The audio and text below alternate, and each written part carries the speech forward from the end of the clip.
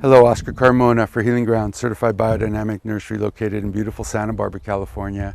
Here today to talk to you about potato planting guidelines. Basically, potatoes are easy to grow. You can get organic potatoes from Whole Foods or any or source, even growing your own, because those are generally not sprayed with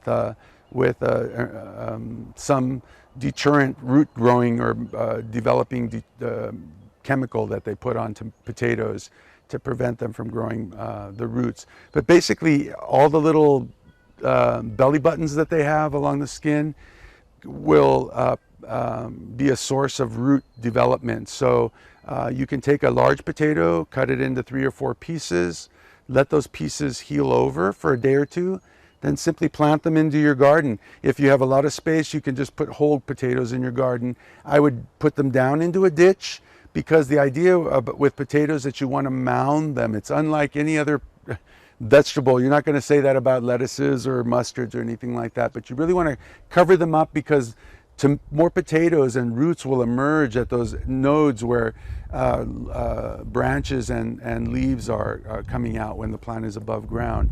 You do that a couple times, let the plant develop a flower, and then it'll die back, and at which point you're able to harvest all of those potatoes.